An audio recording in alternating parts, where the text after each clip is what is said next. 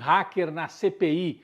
Walter Delgatti afirma que foi Bolsonaro pessoalmente quem pediu que ele invadisse as urnas eletrônicas para tumultuar as eleições e implicou o Ministério da Defesa e os militares na trama. Sobrou também para Sérgio Moro, chamado de criminoso contumaz pelo hacker. Crise na Argentina. Candidato da extrema-direita ganha força para as eleições de outubro. Eu sou o Rodrigo Viana e esse é o Tempero da Notícia, que está começando agora.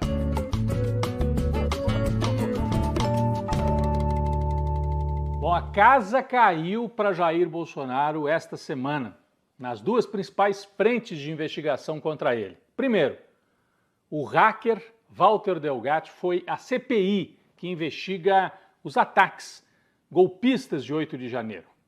Delgatti trouxe detalhes sobre a contratação dele pela campanha de Jair Bolsonaro para tumultuar as eleições. A deputada Carla Zambelli foi a intermediária dessa contratação, isso já se sabia, só que pela primeira vez Delgatti deu explicações e detalhes publicamente, abertamente, sobre a participação pessoal de Jair Bolsonaro. Ele teve um encontro com o então presidente dentro do palácio, às vésperas da eleição, e depois um telefonema. E nas duas ocasiões, segundo Delgatti, o Bolsonaro pediu que ele atacasse as urnas eletrônicas para provar que elas não serviam e assim melar as eleições.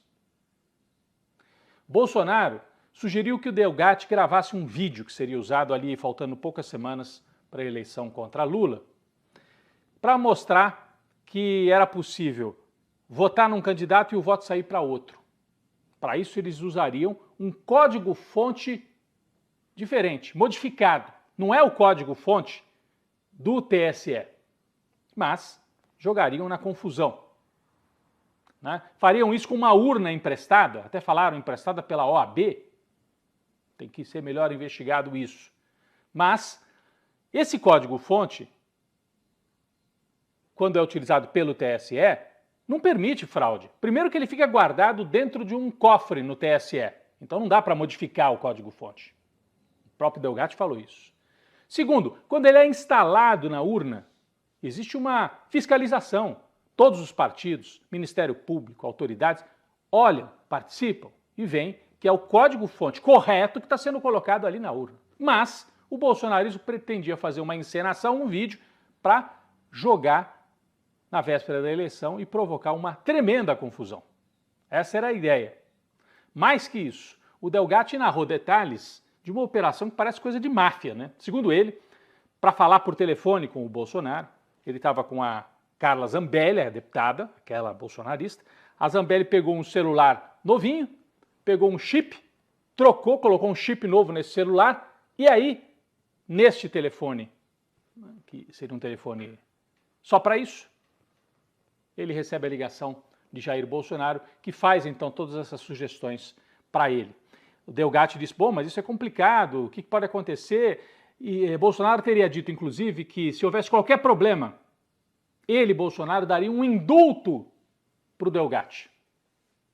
É algo criminoso, porque é a utilização de um recurso constitucional, o indulto presidencial, para sugerir que a pessoa faça um crime e dizer assim, não, pode fazer, está coberto, porque depois eu te garanto.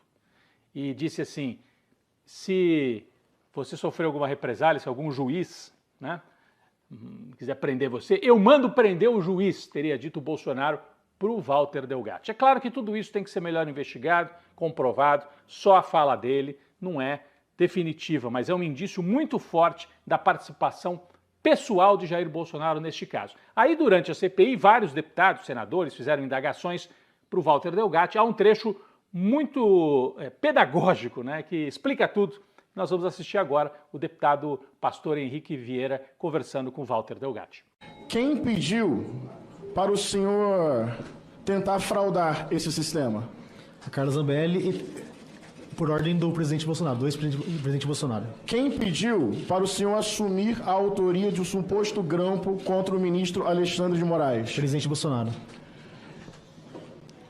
Quem te convidou para fazer propaganda eleitoral para sugerir ao povo uma suposta fraude no sistema eleitoral? O marqueteiro Duda e também o presidente Bolsonaro. Ok.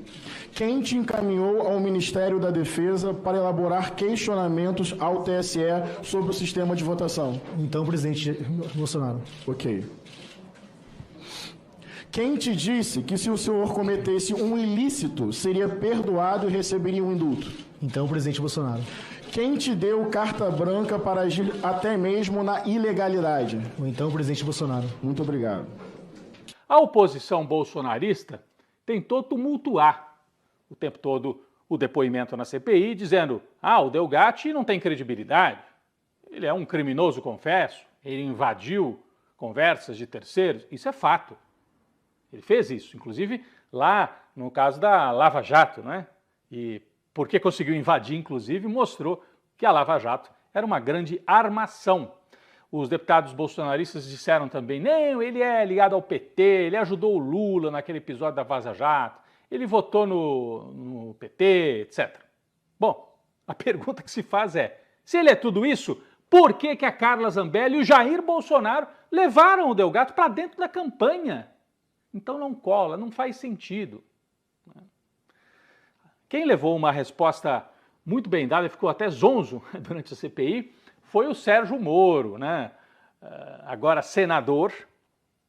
Ao tentar desmoralizar o depoente, acabou ele mesmo sendo desmoralizado. Vamos acompanhar.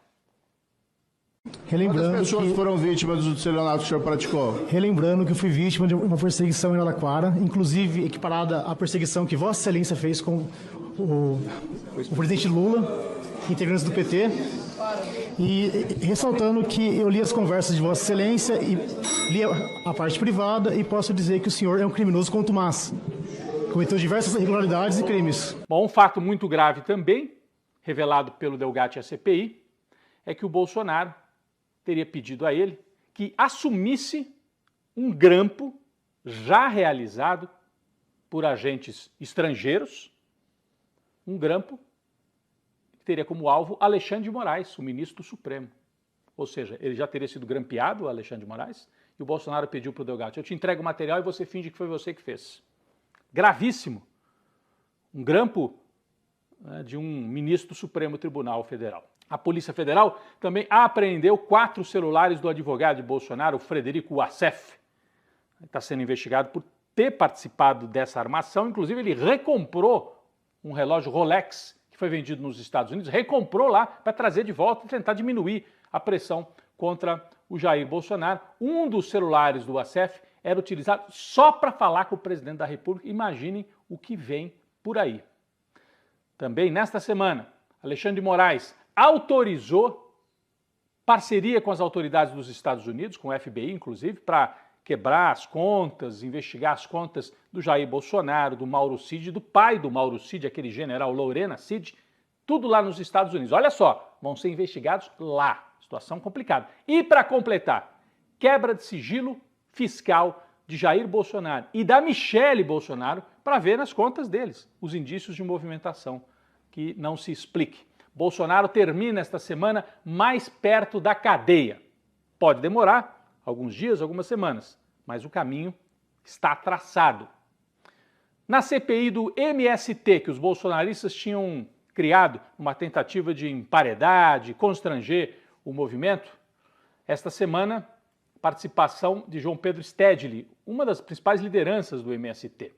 Ele foi ali porque os produtores agrícolas e seus deputados, né, queriam constranger Stedley. Mas acabou recebendo primeiro o apoio de dezenas de parlamentares que foram com o bonezinho do MST na sessão. A gente tem aqui a imagem. E depois, com calma, mas muita firmeza, o Stedley conseguiu desmontar as tentativas de criminalizar o movimento e defendeu a reforma agrária e a luta dos trabalhadores no campo. Vamos acompanhar um trecho. Invasão de terra é crime, como fazem os fazendeiros do Mato Grosso do Sul invadindo terra indígena. O que o MST faz é ocupação de terra, uma forma de pressionar a que se aplique a Constituição. A CPI, portanto, se aproxima do fim e o saldo parece ser contrário ao que a extrema-direita pretendia. O MST sai mais forte desta CPI na semana em que o Bolsonaro sai mais fraco e está cada vez mais perto da cadeia.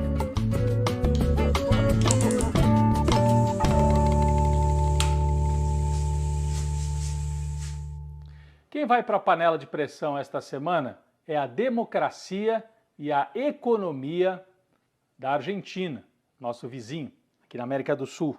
Semana passada, eleições primárias na Argentina para presidente, e o mais votado foi um candidato da extrema-direita, chamado Javier Milei. Ele é um extremista neoliberal, uma linha assim bolsonarista, faz um discurso de apoio à violência, contra o Estado, contra os políticos, como se ele não fosse um político, né? É sempre perigoso esse discurso, né? Porque é de uma grande demagogia.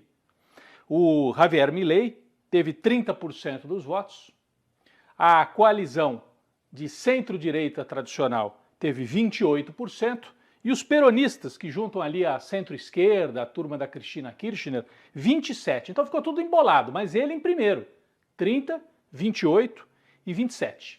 A reação dos mercados foi péssima.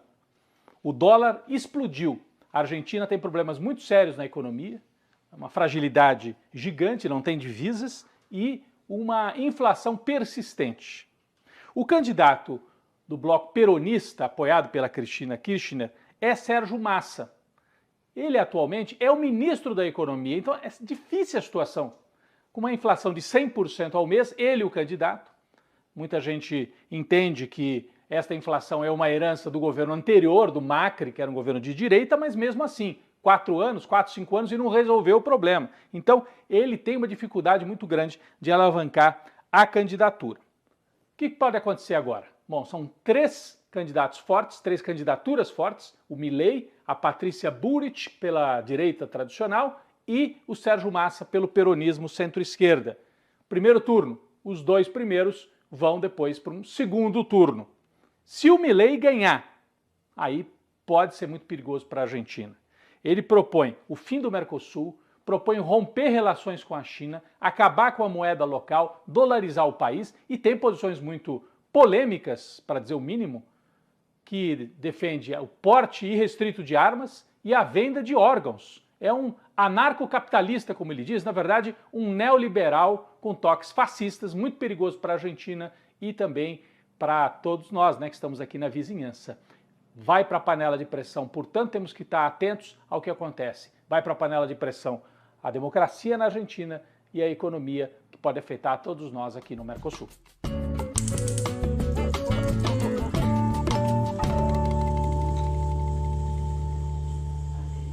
Para relaxar um pouquinho, depois de uma semana com tanta notícia importante, eu deixo aqui a indicação de um livro, uma leitura leve, Coisas Nossas, de Luiz Antônio Simas. Ele é professor de história. Não é uma obra acadêmica, não. Aliás, bem ao contrário.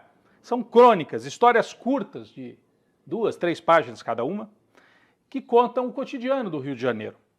O Simas é um especialista na cultura popular, no futebol, no samba. Aliás, é jurado, costuma ser jurado nos desfiles da escola de samba.